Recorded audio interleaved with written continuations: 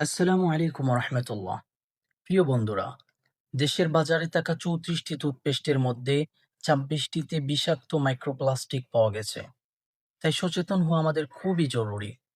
একজন মুসলিম হিসেবে পরিচ্ছন্নতার ক্ষেত্রে রাসূল সাল্লাল্লাহু আলাইহি ওয়াসাল্লামের সুন্নাহ মিসওয়াককে গুরুত্ব দেওয়া আমাদের জন্য দুনিয়া ও আখিরাত উভয় দিক থেকেই কল্যাণকর। প্রতিদিন সকালে দাঁত ব্রাশ করার সময় অজান্তেই শরীরের ক্ষতিকর মাইক্রোপ্লাস্টিক প্রবেশের ঝুঁকি তৈরি হচ্ছে।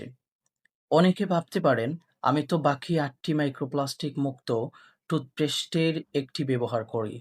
কিন্তু প্রশ্ন হলো, আপনি যে প্লাস্টিকের টুথব্রাশ ব্যবহার করছেন, সেটিও কি সম্পূর্ণ নিরাপদ? এ নিয়েও গবেষকরা উদ্বেগ প্রকাশ করছেন।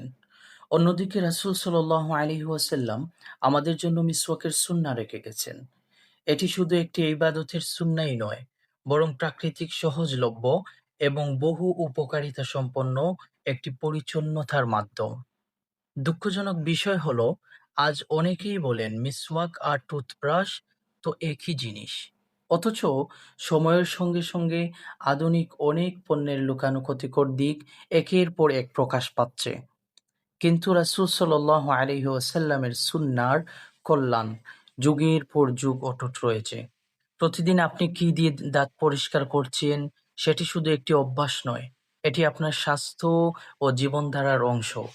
মিসওয়াক মুখ ও দাঁতের পরিচ্ছন্নতা বজায় রাখতে সহায়ক হয়। এটি একটি মহান সুন্নাহ এবং আল্লাহর সন্তুষ্টি অর্জনের একটি উত্তম মাধ্যম। তাই আজ এই সুন্নাহকে জীবনের অংশ বানান, অপ্রয়োজনীয় প্লাস্টিকের টুথব্রাশের উপর নির্ভরতা কমিয়ে মিসওয়াকের সুন্নাহ গ্রহণ করুন। আল্লাহ তাআলা আমাদের সবাইকে বোঝার তৌফিক দান করুন। আমিন। আসসালামু আলাইকুম ওয়া রাহমাতুল্লাহ।